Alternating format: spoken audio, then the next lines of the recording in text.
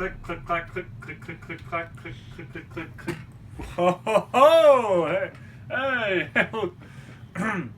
Didn't see you there. I brought to you to let you know that Really Rye Guy has been out for the past week. He's been a little under the weather, you know. Imagine a sewer pipe that just had sewage going about every 20-25 minutes. Never-ending pain. I only cried about 16 times, so it's actually that's not bad, all things considered. Regardless, what I want to bring to you is comic book reviews, and that is exactly what I'm here to do. So by God, bring on the reviews!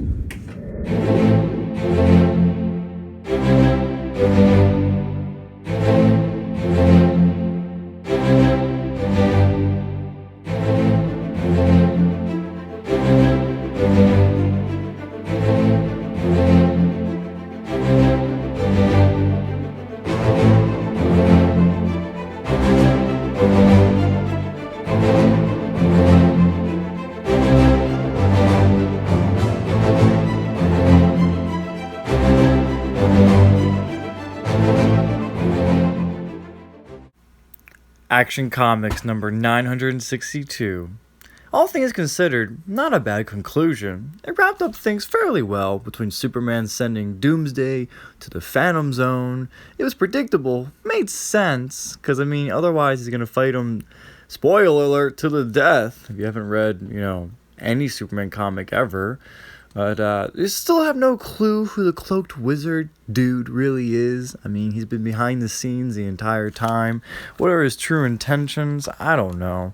And on that same note, I don't know if Lex Luthor's intentions are entirely good. I guess he means well right now, but we never know with Lex Luthor. He could be up to no good, and he might get Superman if he's not careful. But overall, I give it an 8 out of 10.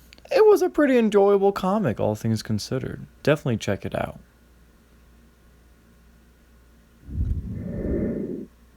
Detective Comics number 939. Here, the story progresses a little slower than I'd like.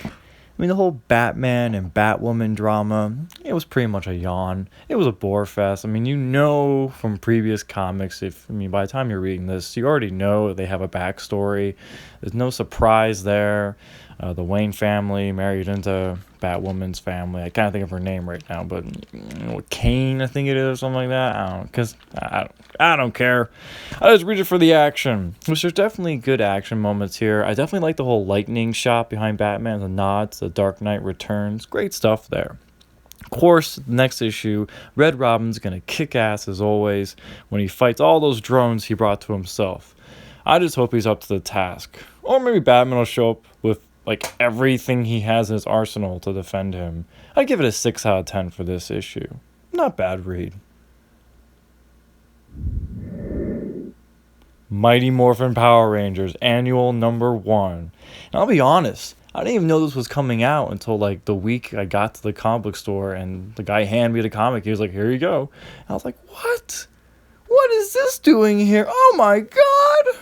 Overall though, for an annual, I really like this comic. Each story had a unique premise and a story progression that made sense.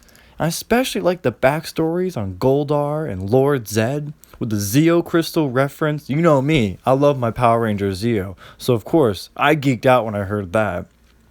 The only weak spot I would say is Trinity and Kimberly's story when they're helping the animals and the wildlife.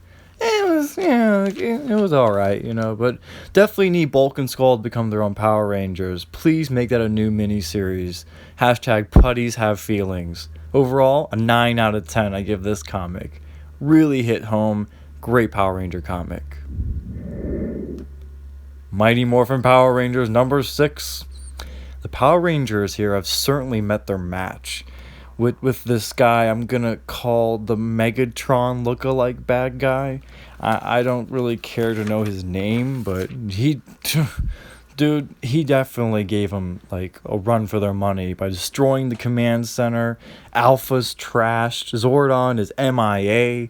I mean, oh my goodness. It's just like the Rangers now at the very end have lost their powers.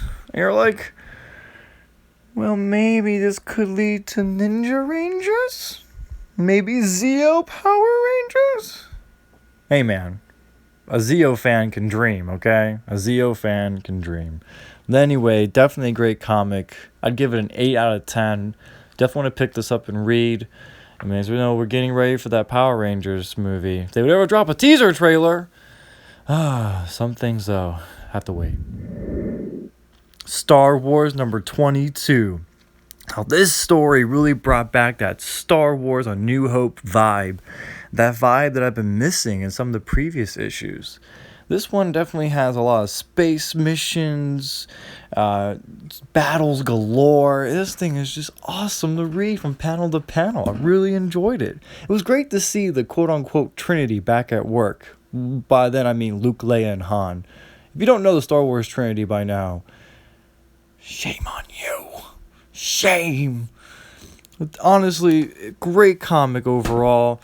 I can't wait to see where this new story goes in different directions. This thing is going to really, hopefully, bring back that Star Wars vibe that I've been missing, and so far hasn't disappointed. I'm going to give it an 8 out of 10 for this issue. You know me, a huge Star Wars fan, of course, and if you are as well, definitely pick this up and read. You won't regret it. Star Wars The Force Awakens number 3.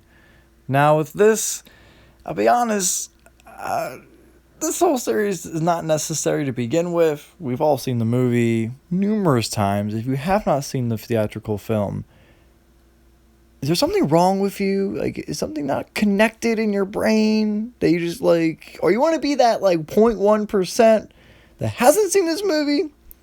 But now getting back to the comic, I didn't cringe as much reading this as the other issues. The panels are okay, but they still just don't capture the magic of the motion picture accurately.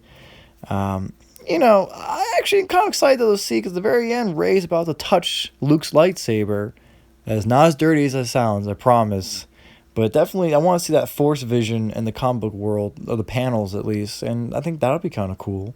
I'm going to give this a 5 out of 10. This comic was just average at best. Star Wars Han Solo number 3. Now, this is an okay issue. It's more of the same with the whole space run, whatever, I don't know. I want to say Kessel run right now, but obviously I know it's not true, but it's like a race, like a pod race. Oh, sorry, I brought back the old episode 1 vibes. Everyone's like, oh, the prequels, my head. But it was cool. The racing is epic. It's got some tense moments throughout. I mean, if you're a big fan of Han Solo, then you can't say no to more Han Solo. I mean, come on. So definitely, and especially if you're a Star Wars fan, and you can't wait for that upcoming anthology film in a couple of years to come out, it should be really good. That White Tiger Rebel dude at the end is very interesting too. I should make a side note of that. I don't know where it's going to go with that, but man, I can't wait to find out. I'm going to give this one a 7 out of 10. And that wraps up to this week's comic book reviews.